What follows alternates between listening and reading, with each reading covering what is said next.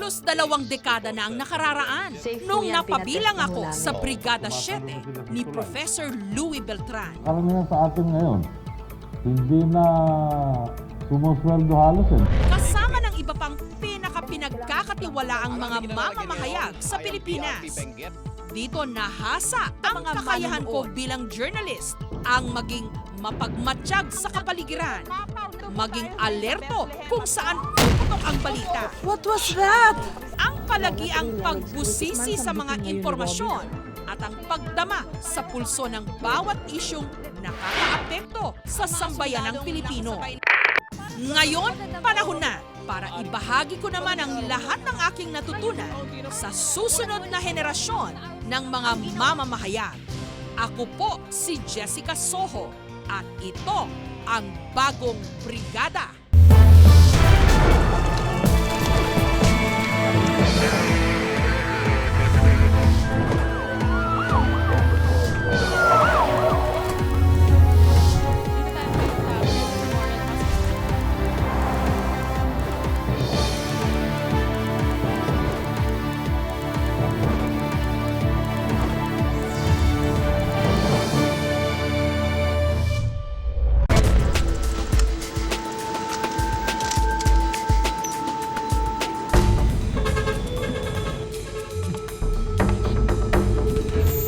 Si Boy, hold-upper,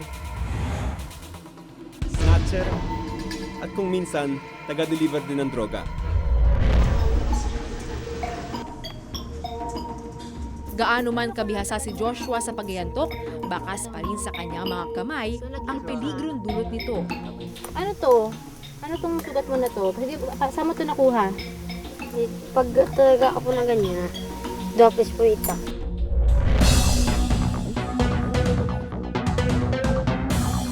Sa unang tingin, akalain mong walang problema sa pasaherong ito. Pero gamit ang ilang makabagong kagamitan, makikita ang mga nilunok na cocaine habang nasa loob ng katawan ng drug mule.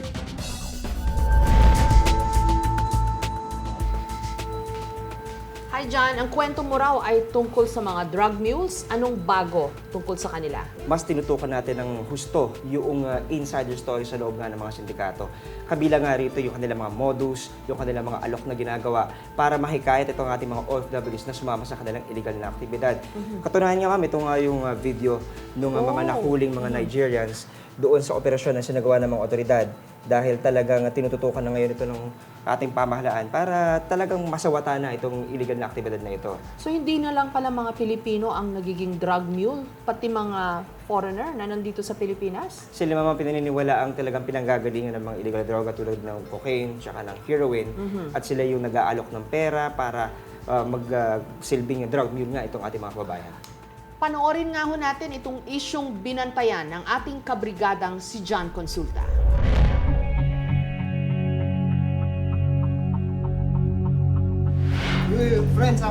Nito lamang nakaraang linggo, halos hindi nakapalag ang 3 Nigerian nationals nang masakote sila sa isang bypass operation ng PNP. Pinaniniwala ang miyembro ang mga dayuwang ito ng international drug ring na kumikilos dito sa Pilipinas. Huli sa akto ang 3 na nagbebenta ng shabu at cocaine sa Cavite. Ngunit ayon sa PNP, front lamang ito ng sindikato.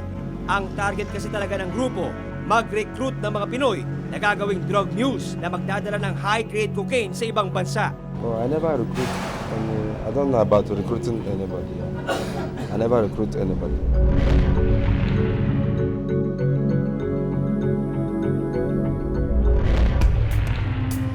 Drug mule ang tawag sa mga taong lumulunok ng capsulated drugs at bumabiyahe patungong ibang bansa para ipuslit ito.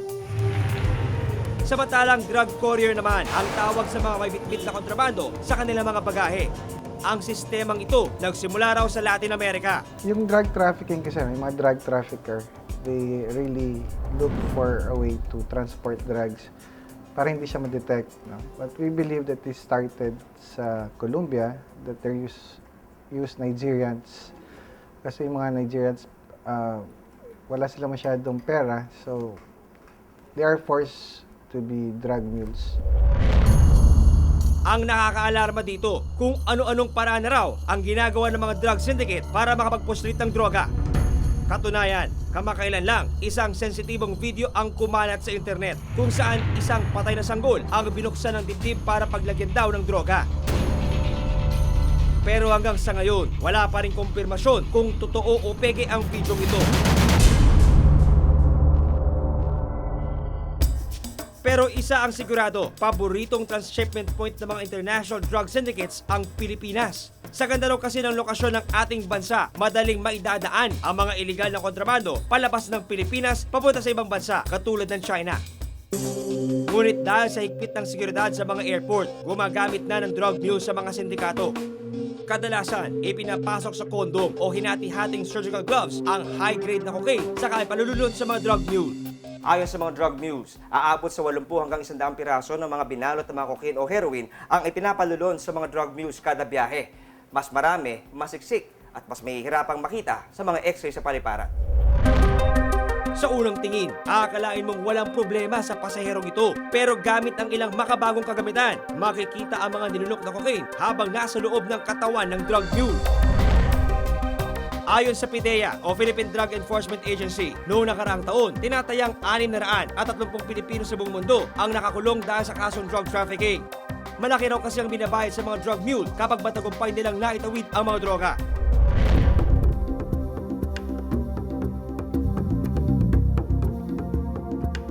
Dito sa Baguio City namin nakilala si Lorna. Di niya tunay na pangalan. Kwento niya, $1,000 o 45,000 pesos ang ipinangakong bayad sa kanya ng sindikato kapalit ng kanyang pag-drug mule.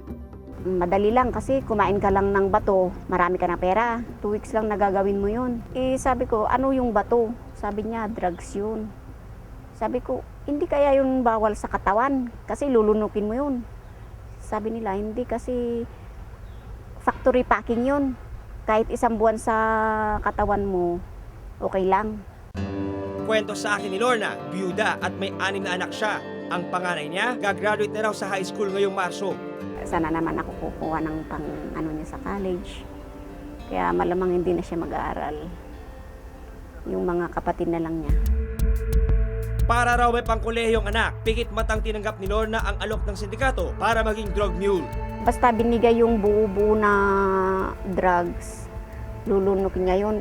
Maano yun magaspang, hindi madulas. Kaya ang ginagawa namin, sinasawsaw namin sa saging, yung overripe, para madulas.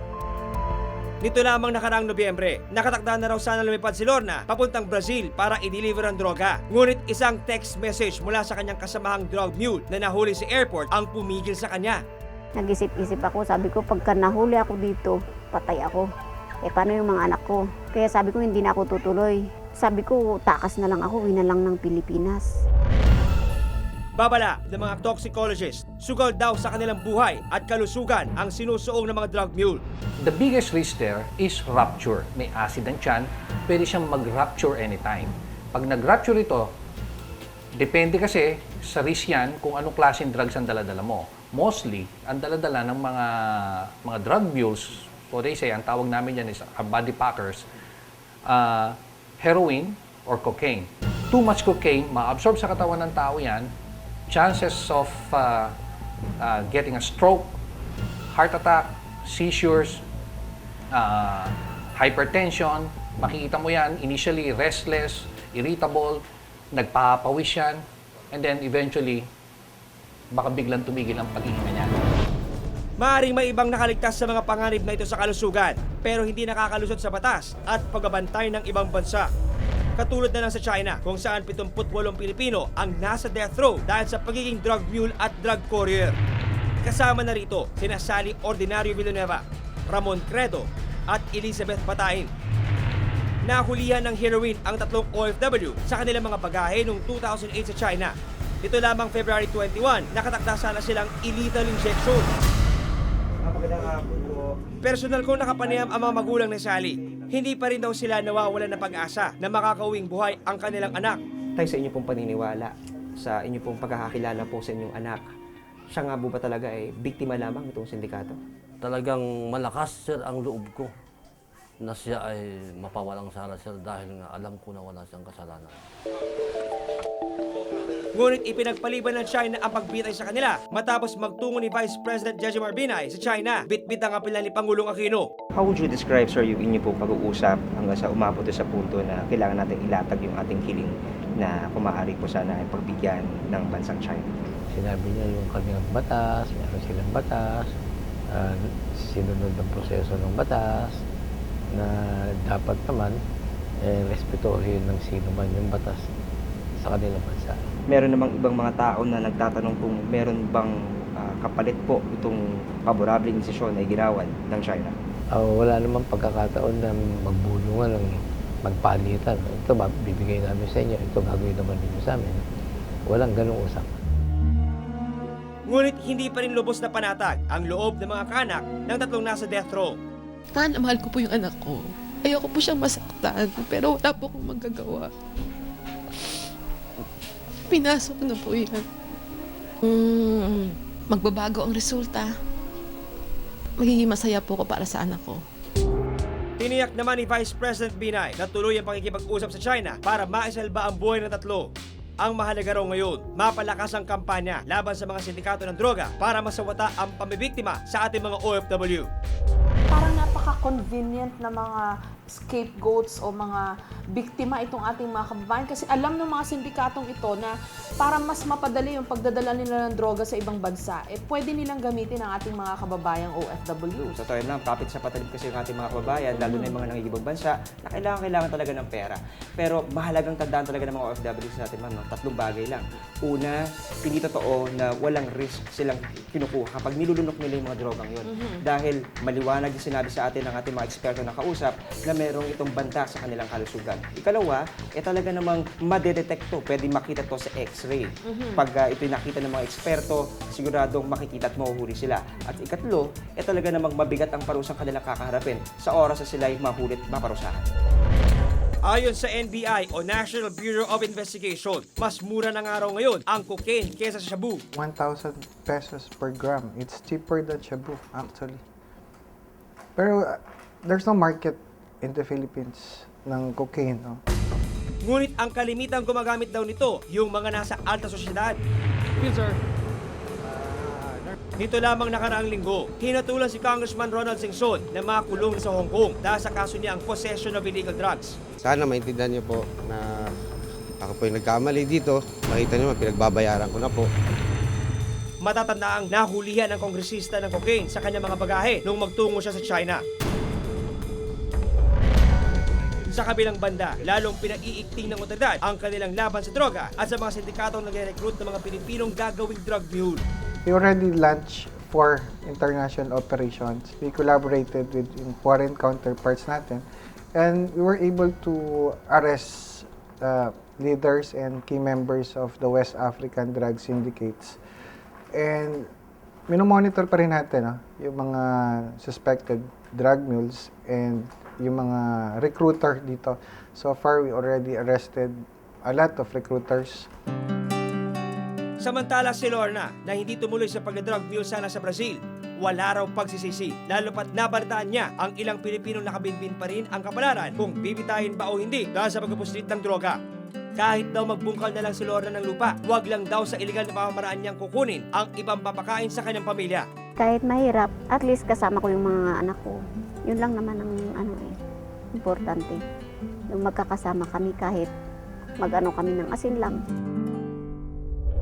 Paalala sa ating mga kababayan, lalo na sa mga OFWs, maging mapanuri at huwag padadala sa mga matamis na pangako ng mga sindikato para hindi maging biktima ng kanilang mga iligal na operasyon. Ako si John Consulta, magbabantay sa mga isyu ng bayan sa iisang brigada.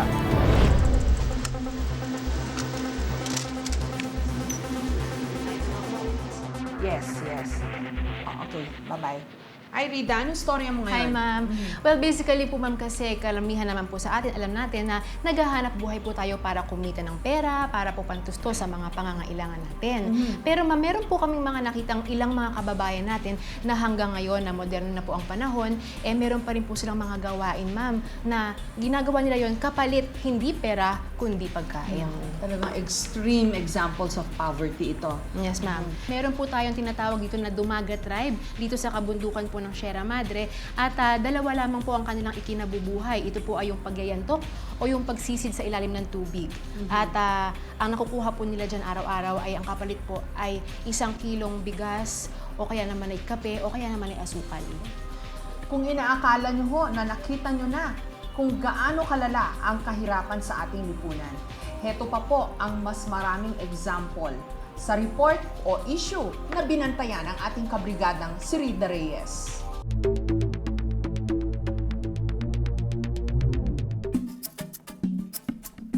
Mula Angat, Bulacan, kinailangan pa naming sumakay sa bangka para marating ang islang napapalibutan ng Sierra Madre, ang isla ng mga katutubong dumagat.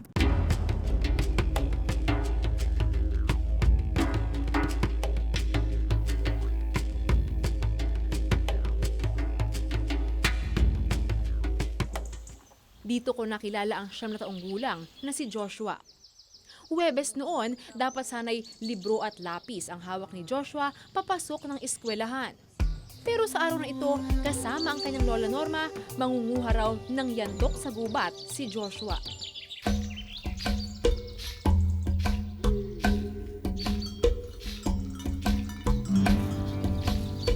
Napasaba kami sa mahabang lakaran. Halos mangawit ang aming mga ulo, katitingala makahanap lang ng puno ng yantok. Mataas po ba yun? As in talagang mataas na gano'n? Mataas yun, na nakakapit doon sa mga kahoy na yan. Kasi babatakin yun. Yung puputulin yun, tapos babatakin. Kasi alisan ng balat na napakatinik. Kalimitang ginagamit sa paggawa ng mga muebles at arnis ang puno ng yantok. Di hamak na mas matibay raw kasi ito sa ibang kahoy. Dahil karamihan sa mga dumagat, pagyantok ang ikinabubuhay, pahirapan na raw ngayon makahanap ng puno nito dahil nagkakaubusan na. Makalipas ang ilang oras na paghahanap, isang maliit na puno ng yantok ang aming nakita. Gamit ang itak, maingat na binalata ni Joshua ang mga sanga ng yantok. Sa unang tingin, mukhang madali. Pero nang subukan ko na ito, Ganon. Hindi, pag ganon. dapat pa ganun. Oo, pero malapit lang gawin mo, baka mataga ka. Ayan. Ang tigas pala na eh. Tigas nga. Tigas. So bukod sa mahirap siya hanapin, matinik pa siya, delikado pa, pwede ka pang mahiwa ng itak. Saka kapag natinikan yan, matagal pa bago maalis. O kailangan pang uwi sa bayan para operahan, para maalis yung tinik. Gaano man kabihasa si Joshua sa pagyantok, bakas pa rin sa kanyang mga kamay ang peligrong dulot nito. Ano to? Ano tong sugat mo na to? Saan mo to nakuha? Pag talaga ako ng ganyan, dopis po itak. Ay diyan po tumama. So tinamaan ka ng itak dito? So ano nang nangyari dito noon? Muntik ng ano? Muntik na po naputol.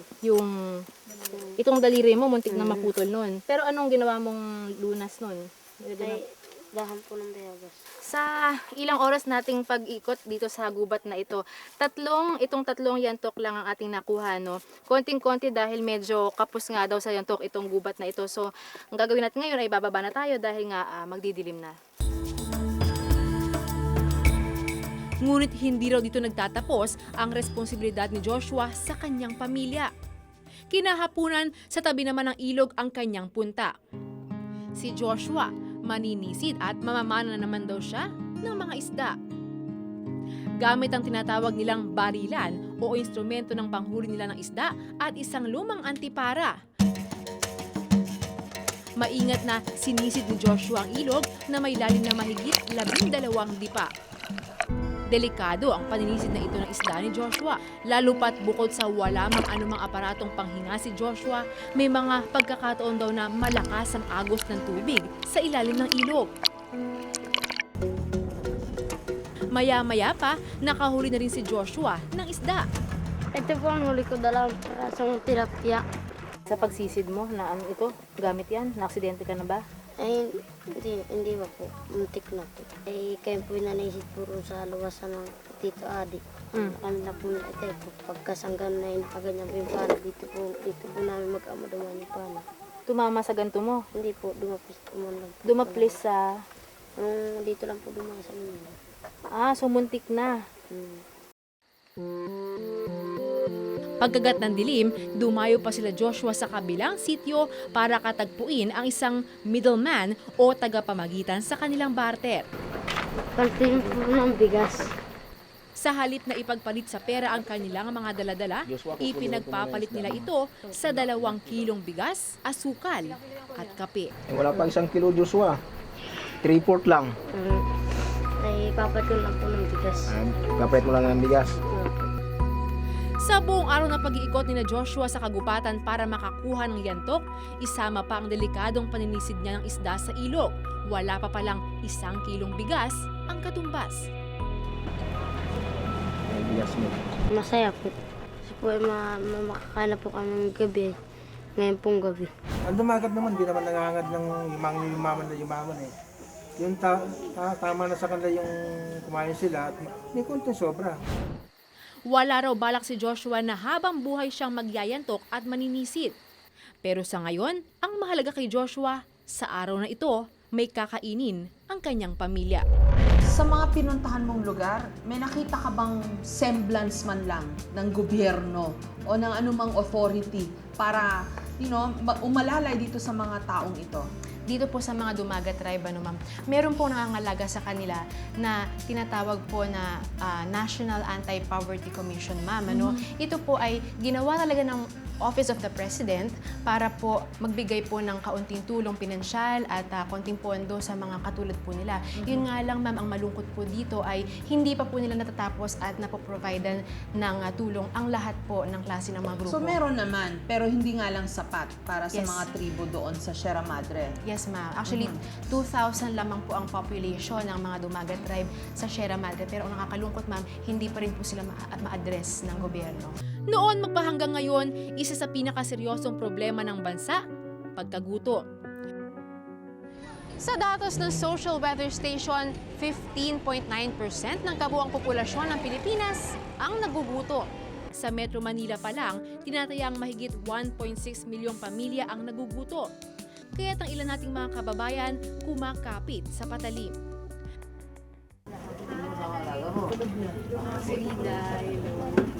Nakilala ko ang 16 anyos na si Annie, hindi niya tunay na pangalan. Hiwalay na raw ang kanyang mga magulang, kaya siya raw ang nagtataguyod sa 3 niyang mga kapatid.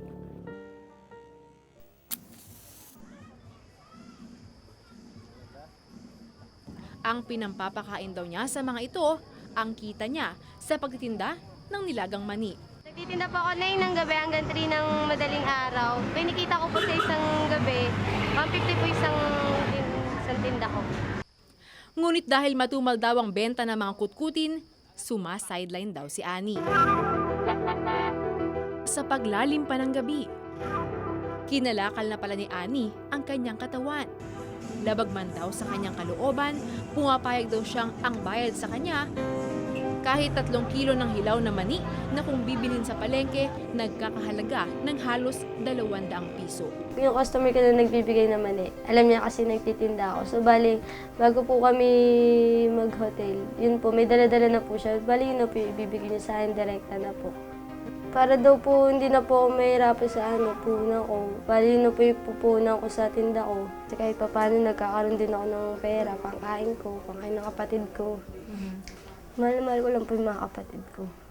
Tsaka kasi hirap na hirap ako ano yun sila, parang mapakain lang sila araw-araw.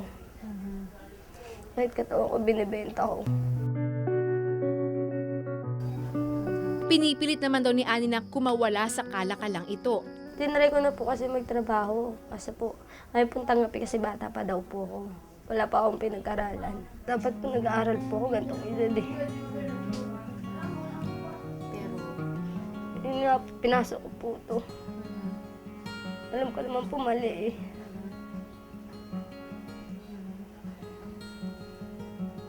Pero napasok ko na po, wala na po akong magawa.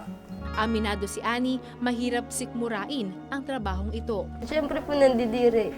Pero pag ginagawa ko yun, nakapikit na lang ako. Para hindi ko makita. Siyempre po natatakot. Wala na po kasi akong choice eh. Doon na lang po naisip ko para magkaroon ng pera na madali. Paano yun? Paano kung biglang mamaya niyan magbunga yung nangyayari mangyayari sa inyo ng lalaki? Papalaglag po syempre.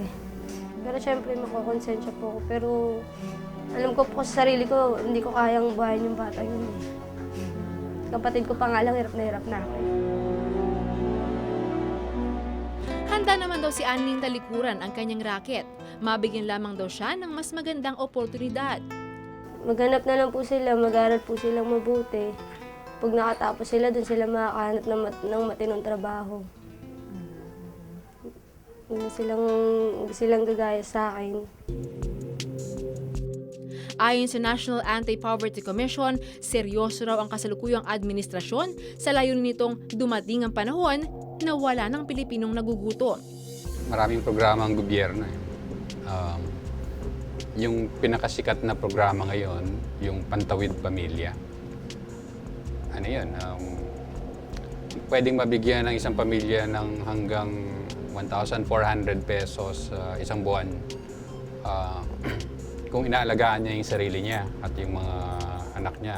Ngunit hanggat hindi na isa sa katuparan para sa lahat ang mga proyektong ito, nariyan ang mga tulad ni Joshua at Annie na magbibingi-bingian sa sigaw ng kanilang konsensya sa bulong ng kanilang mga pangarap para mas pakinggan ang tunog ng kumakalam nilang tiyan.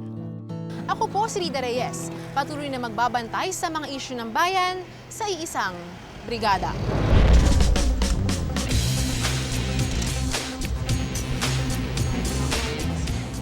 Joseph, ang kwento mo ay tungkol sa mga batang nasasangkot sa krimen? Ang pinaka-tanong na gusto namin sagutin is ano ba yung approach? Dapat ba siyang ikulong? O kung hindi siya ikukulong, anong dapat gawin sa kanya? We have a law, may batas tayo, yung Juvenile Justice and Welfare Act. Na sinasabi nun is hindi mo siya ikukulong, but i-rehabilitate mo siya. Dalawang aspeto yun. Tanggal ang kaso, kailangan ang primary, hindi detention, kundi rehabilitation. Pero, yung sa rehabilitation aspect, mukhang kulang. Okay. Kasi we have one case of a kid. Kwento muna ng bata. Siya natutulog sa tabi ng banyo. Okay. So gabi-gabi, basa pa niya. So parang good luck kung makatulog siya, di ba? Kasi nga, kids better express themselves through drawing. Yeah. Hindi sila verbal na tao. Pag pinag-drawing mo, saka doon lumalabas yung mga nasa loob. So this is part of the therapy na. Ang worry nila, and ito yung unintended consequence ng law, nagagamit yung mga bata. Kasi syempre, libre ng kaso yan, 15 anyos. Uy, teka lang, mas matipid yan eh. Gamitin mo yung bata, pag nahuli yan, sasabihin ko lang ng abogado ng sindikato, hindi mo pwedeng ikulong yan. Alam mo, magandang tanong yan ha. Hanggang anong edad nga ba natin pwedeng sabihin na bata yan? Hindi niya alam ang ginagawa niya. Hindi niya alam na krimen yan. Panoorin po natin itong isyong binantayan ng ating kabrigadang si Joseph Moro.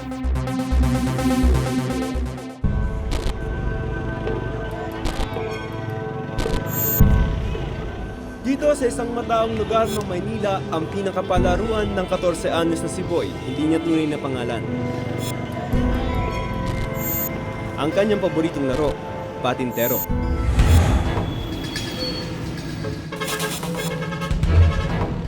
Pakikipagpatintero sa batas.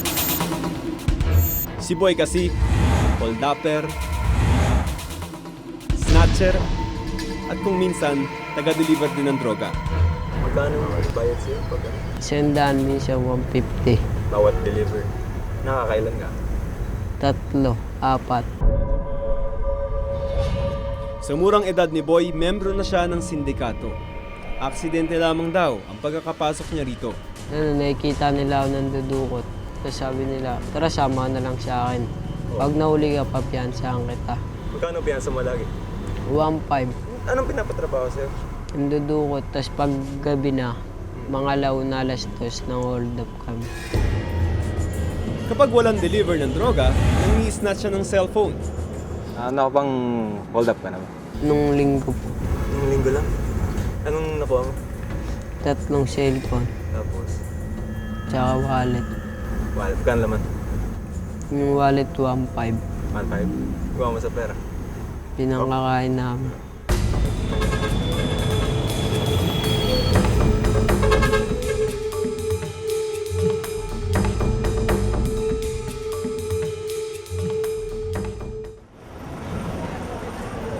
Sabi ni Boy, 8 pang menor de edad ang hawak ng kanilang sindikato.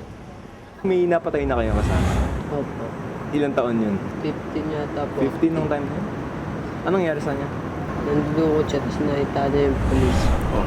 Tumakbo siya. Oh. Parang na ano yung polis, binaril na lang. Binaril siya? Isang tama lang yan? Sa likod yata yun sa ulo. Ikaw, hindi ka ba natatakot na baka... Kaya nga gusto na po umalis dito eh. Dahil nga ba sa may nabaril na mas... Kung si Boy hustler na sa ganitong kalakaran, pasibol pa lamang ang kapwa niya 14 anyos na sina Mr. Low at AJ First. 12 anyos pa lamang daw noon si Mr. Low nang matutong uminom ng alak at humit-hit ng marijuana. Ngayon, marunong na rin daw siyang magnakaw. Pag may mga concert, yung mga tambay, nakikisiksik na din kami. Paano mo nalalaman yung, pera to, ito wala? Hindi, kakapay mo muna yun. Hindi yung kanyang kapa, yung didikit mo lang. Pag alam mong maluwag yung bulsa, dudungotin mo na. Walang takot si Mr. Low na gumawa ng krimen. Ay, hindi ka pa nakulong. Bakit tingin mo hindi ka kumukulong? Dahil daw po sa bata. Kaya malakas ang loob ni Mr. Low sa ilalim kasi ng Juvenile Justice and Welfare Act of 2006, walang pananagutan sa batas ang mga menor de edad na 15 anyos pababa, katulad niya at ni Boy. Kapag nahuli, kailangang i-turn over ang mga batang ito sa kanilang mga magulang o kamag-anak. Bawal din silang ikulong at isama sa mga preso sa bilangguan. Sabi kasi sa batas kapag edad 15 anyos pababa ang nagkasala, hindi pa nila alam ang kanilang ginagawa. Sina Mr. Low at Boy, kapwa 14 anyos, alam nilang labag sa batas ang kanilang mga ginagawa. Pero alam din nilang pabor sa kanila ang batas. Nang ipasa ang Juvenile Justice and Welfare Act noong 2006, layo nitong bigyan ng pangalawang pagkakataon ng mga batang nasa sangkot sa krimen. Pinakalayunin nung batas na yon, kilalanin na ang batang lumalaki sa isang kondisyon na ang tama at mali ay malabo o may mga masasamang tao na gagamit ng murang isip nila. Pero ayon kay Senador Chis Escudero, chairman ng Senate Committee on Justice and Human Rights, tila hindi ganito ang nangyayari. Yun bang ngayon yung status ko, yung law, do you think it breeds criminals? That seems to be the result, especially insofar as drug cases are concerned. Madaling matintaran yung bata, madaling mabulag sa kung magkanong pera lang. Pero para sa isang ina na katulad ni Aling Minda, nangangambang wala raw mapapalang hustisya ang sinapit ng kanyang anak. Kamakailan lamang kasi ginahasa di umano ng isang 15 anyos na binatilyo ang kanyang 14 anyos na anak. Kailangan yan maparusahan sila lahat na sana wag nang pamarisan, wag nang ulitin yung mga pangyayaring ganyan. Kasi kung hindi yan bibigyan ng gobyerno ng karapatan na ganyan, hindi matatakot yung mga bata. Sa kabila ng tila bangungot na sinapit ng anak ni Aling Minda, pinipilit nito ngayong magpakatatag at mamuhay ng normal. Kasi kung makakalabas pa siya, hindi ko naman alam kung ano pang pwede niyang gawin. Malay mo, ulitin pa niya yung ginawa niya sa akin. Ngayon may panukalang batas sa Senado na naglalayong ibaba ang tinatawag na age of criminal liability mula edad 15, gagawin na itong 12. Kung ibababa raw kasi ito ang mga 14 anyos na katulad ni Boy, magkakaroon na ng pananagutan sa batas. Paniniwala kasi na nagpasa ng panukalang ito ang mga batang 12 taong gulang na alam na ang kanilang ginagawa. Ayon sa psychologist, kung tutuusin sa mas mura pang edad, batid na ng mga bata ang kanilang bawat aksyon. Kasi may tinatawag tayong formative years, first 7 years of life.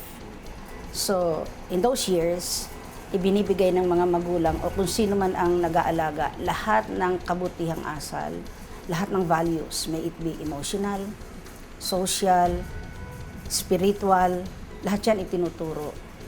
So pagtungtong ng bata ng 8 years old, expected yan na alam na niya ang tama at mali. Sa ipinapanukala at umiiral na batas ngayon, hindi ikukulong ang mga bata sa loob ng kulungan kasama ang mga matatandang kriminal. Pagkus, i-rehab sila. Ang problema, kulang na kulang ang bilang ng mga Youth Rehabilitation Center para sa mga menor de edad na sangkot sa krimen.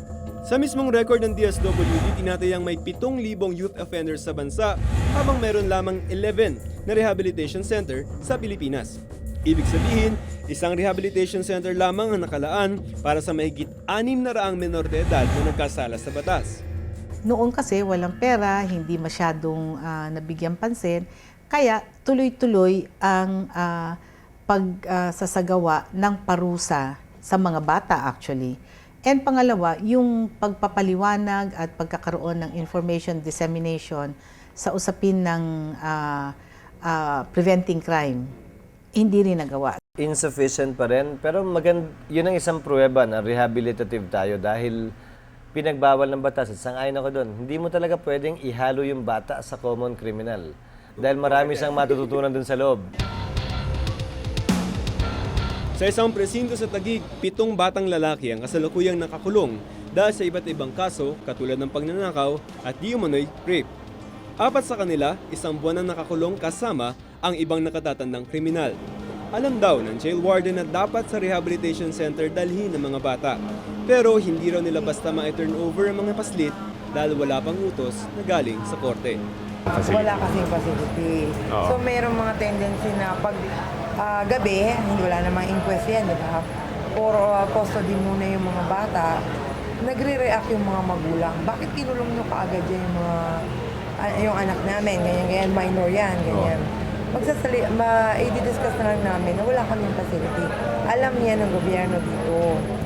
Hindi lamang kakulangan sa rehabilitation center ang problema, kundi pati ang kondisyon sa loob mismo ng mga institusyong ito.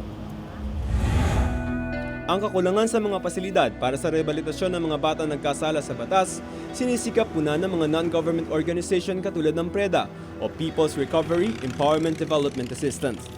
Tungkol sa sitwasyon ng ating pamilya, sino ba sa inyo ang... Pinipitusyon nila ang mga minor de edad na nakakulong sa mga bilangguan at isinasailalim sa rehabilitasyon. Sa loob ng kwartong ito, isang therapy session ang ginagawa sa mga bata para mailabas nila ang kinikimkim nilang galit sa mundo.